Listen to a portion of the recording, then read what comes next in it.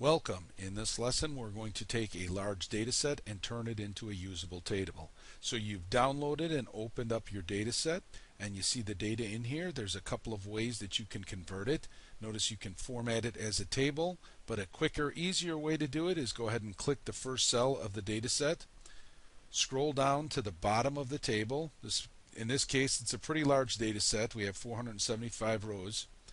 Hold down the Shift key and click the last data set, and notice it will fill up everything into the data set.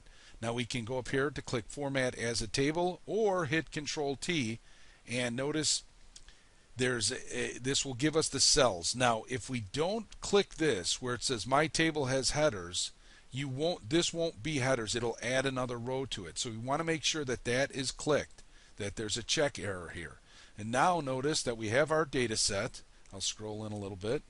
And from our data set, we've created a usable table.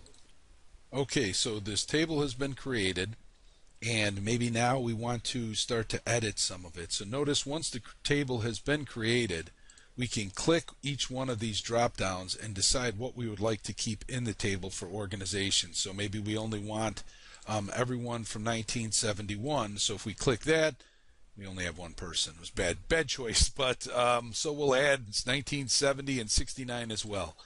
So now it looks like 69 and 70 were bigger years.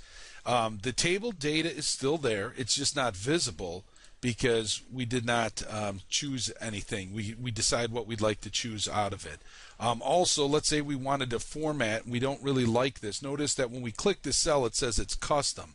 So maybe I want to customize and change all these cells to change the date. So another quick way to do it is to go ahead and click the first cell, scroll down to the end of the table in the same row, hold down the Shift key, and notice it will select all of those cells in there.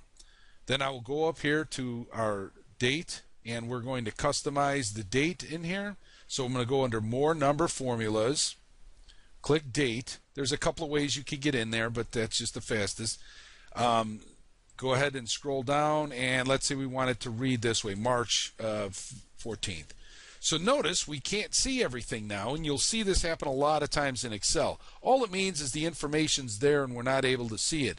So therefore, if we go up here and we get this double black arrow between the C and the D and double click that, it will spread out the cells to the correct length that we need. Okay? Alright, well, I'm going to continue using this on future episodes, but what I'd like to do here is end this session here, but that's a quick way to create data set into a table. Okay, thank you.